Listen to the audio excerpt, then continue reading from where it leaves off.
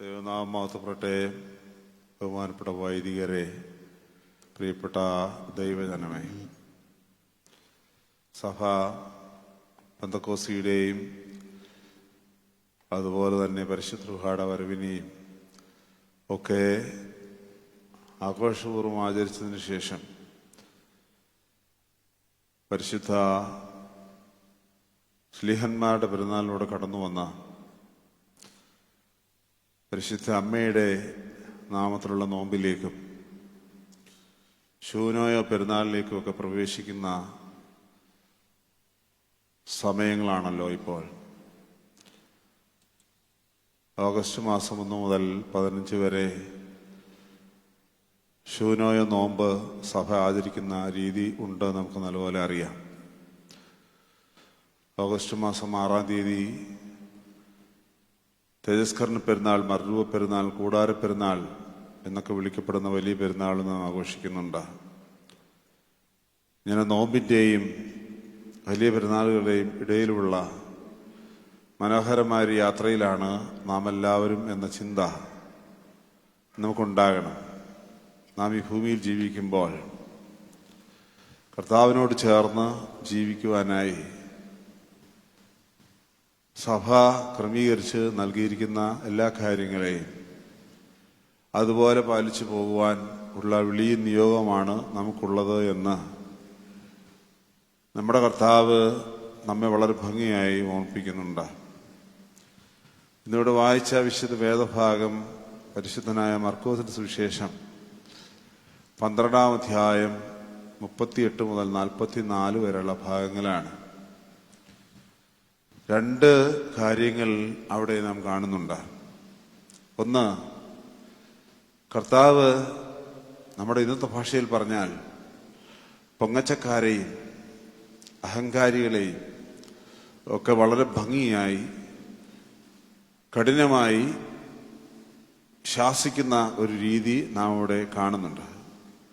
അങ്ങനെയുള്ളവരെ നോക്കിയിട്ട് നിങ്ങൾ അങ്ങനെയുള്ളവരെ പോലെ ആകരുത്, അവർ സൂക്ഷിച്ചു കൊള്ളണമെന്ന് ശിഷ്യന്മാർക്കും ദൈവജനത്തിനും ഉപദേശം നൽകുന്ന കാഴ്ചയാണ് ആദ്യ സംഭവം. ഇവിടെ എഴുതിയിരിക്കുന്നത്, നിലയെങ്കിലും നടപ്പാൻ ആഗ്രഹിക്കുന്നവരും തെരുവുകളിൽ വന്ദനവും മുഖ്യാസനങ്ങളിൽ, സംഘാലയങ്ങളിൽ മുഖ്യാസനവും വിരുന്നുശാലയിൽ പ്രഥമസ്ഥാനവും ആഗ്രഹിച്ചുകൊണ്ട് കുറച്ച് ആളുകൾ ഇങ്ങനെ നമ്മുടെ ചുറ്റിലും ഉണ്ട്. കർത്താവ് മറ്റൊരു ഇടത്ത് പറയുന്നുണ്ട്, പ്രത്യേകിച്ച് പരിശുദ്ധനായ മർക്കോസ് എവങ്കേലിസ്റ്റ് തന്നെ 10-ാം അധ്യായം 28 മുതലുള്ള ഭാഗങ്ങളിൽ പറയുന്നുണ്ട്, നിങ്ങളിൽ മുമ്പനാകാൻ ആഗ്രഹിക്കുന്നവൻ എല്ലാവരെക്കാളും പിമ്പനായി മാറും എന്നും പറയുന്നുണ്ട്. മുമ്പന്മാർ പലരും ബിംബന്മാരും, ബിംബന്മാർ മുമ്പന്മാരും ആകുമെന്ന് പറയുന്ന കർത്താവിന്റെ വചനവും നമുക്ക് നല്ലതുപോലെ അറിയാവുന്നതാണ്. അതുകൊണ്ട് ഇവിടെ സത്യക്രിസ്ത്യാനികൾ എന്ന നിലയ്ക്ക് നമുക്ക് നൽകുന്ന നിയോഗം കർത്താവിന്റെ ഈ കൽപ്പന പാലിക്കുക എന്നുള്ളതാണ്. ഒന്ന്, ജീവിതത്തിൽ പൊങ്ങച്ചം, അഹങ്കാരം, മറുതലിപ്പ്, അനുസരണക്കേട് ഇങ്ങനെയുള്ള കാര്യങ്ങൾ ഉണ്ടാകാതെ ഇരിക്കുക എന്നുള്ളതാണ്.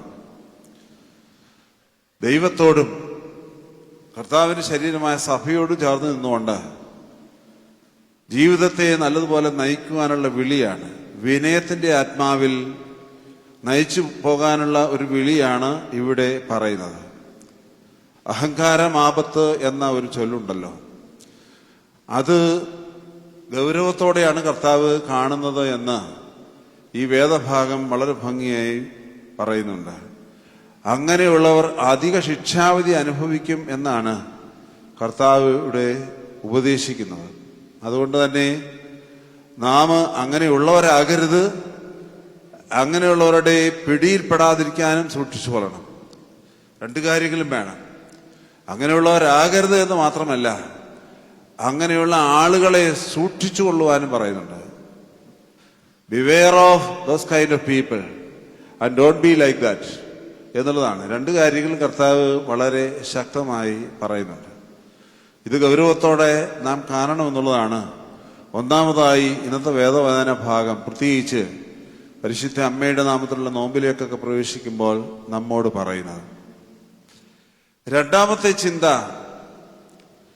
കർത്താവ് നമ്മോട് പറയുന്നത് നമുക്കുള്ളത് സർവ്വതും അത് ദൈവത്തിൻ്റെതാണ് എന്നുള്ളതാണ്. നമുക്കുള്ളത് സർവ്വതും അത് ദൈവത്തിൻ്റെതാണ്. അത് നമ്മുടെ ശരീരമാകട്ടെ, നമ്മുടെ ആരോഗ്യമാകട്ടെ, നമ്മുടെ ധനമാകട്ടെ, നമ്മുടെ സമയമാകട്ടെ, അതെല്ലാം ദൈവത്തിനുള്ളതാണ്. ദൈവത്തിന് മുൻപാകെ അത് ഇട്ടേക്കണം എന്നാണ് പറയുന്നത്. ദൈവത്തിന് മുൻപാകെ അത് കൊടുത്തേക്കണം. വാങ്ങുന്നതിനേക്കാൾ കൊടുക്കുന്നത് ഭാഗ്യമെന്ന് ഉള്ള കൽപ്പനയെ നമുക്ക് നല്ലതുപോലെ അറിയാം. ഇവിടെ കർത്താവ് മനോഹരമായ ഒരു കാഴ്ച കണ്ടിട്ട് ആ കാഴ്ച വെച്ചാണ് അത് നമ്മോട് പറയുന്നത്. മറ്റൊന്നുമല്ല, സംഘാലയത്തിൽ ദേവാലയത്തിൽ ഇരിക്കുമ്പോൾ പല ആളുകൾ വന്ന് അവിടെ നേർച്ചയിടുന്നത് കണ്ടു. നമ്മൾ സാധാരണഗതിയിൽ ഉള്ളതിൽ ഏറ്റവും ചെറുതെടുത്തോണ്ട് പോകുന്ന ആളുകളാണ്. സാധാരണ സംഭവിക്കുന്ന കാര്യമാണ് പറയുന്നത്. ഇവിടെ നിങ്ങളാരും അങ്ങനെയല്ല, എന്നെപ്പോലുള്ളവരെന്ന് കരുതിയാൽ മതി. ഏറ്റവും ചെറുതെടുത്തോണ്ട് പോകും. കയ്യിലുള്ളതിൽ ഏറ്റവും ചെറുതെടുത്ത് നേർച്ചയിടാനായിട്ട് പോകുന്ന ആളുകളാണ് ഭൂരിഭാഗം. കർത്താവ് കണ്ടതും അങ്ങനെ തന്നെയാണ്. ഏറ്റവും വലിയ ആളുകളെന്ന് കരുതുന്നവരൊക്കെ അവരുടെ കയ്യിലുള്ളതിൽ ഏറ്റവും ചെറുത് എടുത്തുകൊണ്ട് പോയി നേർച്ചയിടുന്ന കാഴ്ച കർത്താവ് കണ്ടു. അങ്ങനെ നോക്കിയിരിക്കുമ്പോൾ ഒരു വിധവ 2 ചില്ലിക്കാശ് കൊണ്ടുവന്ന് ഇടുന്ന കാഴ്ച കണ്ടു. പക്ഷെ കർത്താവ് അവളെ അറിഞ്ഞു, അവളുടെ മനസ്സറിഞ്ഞു, അവളുടെ സ്ഥിതി വിവരം കൃത്യമായിട്ട് അറിഞ്ഞു. കർത്താവ് പറയാണ്, ഇന്ന് ഇവിടെ നേർച്ചയിട്ടവരിൽ ഏറ്റവും ഭംഗിയായി മനോഹരമായി നേർച്ചയിട്ടത് ഈ വിധവയാണ്. വിധവയുടെ ചില്ലിക്കാശിനാണ് കൂടുതൽ മൂല്യം എന്ന് കർത്താവ് പറയാണ്. കാരണം അതിനൊരു കാരണം കർത്താവ് പറയുന്നുണ്ട്. അവൾക്കുള്ളതിലും അധികമായി ഇവിടെ കൊണ്ടുവന്ന് ഇട്ടതാണ്. അവളുടെ ഇല്ലായ്മയിൽ നിന്ന് ഇട്ടതാണ്. അവൾക്കുള്ളതിലും അധികമായി ഇട്ടതാണ്. ഇതാണ് കർത്താവ് നൽകുന്ന സന്ദേശം. സാധാരണ ചില സഭകളൊക്കെ ദശാംശത്തെക്കുറിച്ച് കൂടുതൽ എടുത്ത് പറയാറുണ്ട്. അതൊരു ബുദ്ധിയുടെ ഭാഗം കൂടിയാണ്, ദശാംശത്തെക്കുറിച്ച് കൂടുതൽ പറയുന്നത്. ഇപ്പം ഞാനുമൊക്കെ അങ്ങനെ പറഞ്ഞു തുടങ്ങി. അങ്ങനെ ബുദ്ധി പ്രയോഗിച്ചാലെങ്കിലും ദേവാലയത്തിൽ വരാനുള്ളത് വന്നുകൊള്ളട്ടെ എന്നുള്ള ഒരു ചിന്തയാണ് പലർക്കും ഉള്ളത്. ദശാംശം എന്നത് ഒരു പഴയ നിയമ കൺസെപ്റ്റാണ്. എന്നാൽ പുതിയ നിയമത്തിൽ സർവ്വതും കർത്താവിനാണ്. കർത്താവിന് മുൻപാകെ, അതാണ് അപ്പോസ്തല പ്രവൃത്തികളിൽ പെന്തക്കോസ്തിക്ക് ശേഷം എല്ലാവരും അവർക്കുള്ളത് കൊണ്ടുവന്ന് ഇട്ട് 2 പേരെ കൊണ്ടുവന്ന് കൊടുത്തപ്പോൾ കുഴപ്പമായത്. അനന്യാസിയും സഫീറയും കൊണ്ടുവന്ന് കൊടുത്തപ്പോൾ കുഴപ്പമായ കഥ നമുക്ക് നല്ലപോലെ അറിയാം. പുതിയ നിയമ കാഴ്ചപ്പാടിൽ, കർത്താവിന്റെ കാഴ്ചപ്പാടിൽ സർവ്വതും അത് ദൈവത്തിനുള്ളതാണ്. വിധവയെ പോലെയാകണം നാം. എല്ലാവരും വിധവമാരാകണമെന്നല്ല ഞാനീ പറഞ്ഞത്. പിന്നെയോ കർത്താവിന്റെ ദൃഷ്ടിയിൽ ഈ വിധവ എന്താണോ ചെയ്തത് അതുപോലെയാകുന്ന ആകണം നാം. അത് ധനം മാത്രമല്ല, നമ്മുടെ സർവ്വതും, നമ്മുടെ ശരീരാത്മദേഹികളും, നമുക്കുള്ള സർവ്വതും, നമ്മുടെ സമയവും എല്ലാം പൂർണ്ണമായി ദൈവത്തിന് കൊടുക്കണം. എന്നിട്ട് ദൈവം തരുന്നതെന്ന് എടുത്ത് അനുഭവിക്കണം. ഇതാണ് നമ്മോട് കൃത്യമായി കർത്താവ് പറയുന്നത്. മനസ്സിലാകുന്ന ഭാഷ അല്ല എന്നാണ് എൻ്റെ വിചാരം. കാരണം നമ്മുടെയൊക്കെ ചെയ്തികൾ വ്യത്യസ്തങ്ങളായതുകൊണ്ട് കർത്താവ് പറഞ്ഞ ഈ വചനത്തെ അധികം നമുക്ക് മനസ്സിലാവുകയില്ല, മനസ്സിലാക്കാനോട്ട് നാം ശ്രമിക്കുകയുമില്ല എന്നുള്ളതാണ് യാഥാർത്ഥ്യം. ഇതൊരു യാഥാർത്ഥ്യമാണ്. പക്ഷെ ആ യാഥാർത്ഥ്യത്തെ തിരുത്തണമെന്ന് കർത്താവ് വളരെ ശക്തമായി നമ്മോട് പറയുന്നു. ഞാൻ എൻ്റെ വാക്കുകളോട് ഉപസംഹരിക്കട്ടെ. പൊങ്ങച്ചക്കാരാകരുത്, അഹങ്കാരികളാകരുത്, തനിഷ്ഠക്കാരാകരുത്, സഭയോട് മറുതലിക്കുന്നവരാകരുത്, ദൈവത്തോട് മറുതലിക്കുന്നവരാകരുത്. പിമ്പിൽ നിൽക്കുവാനായി ശ്രമിക്കുക. നിന്നെ മുന്നിലേക്ക് കർത്താവ് കൊണ്ടുവരും.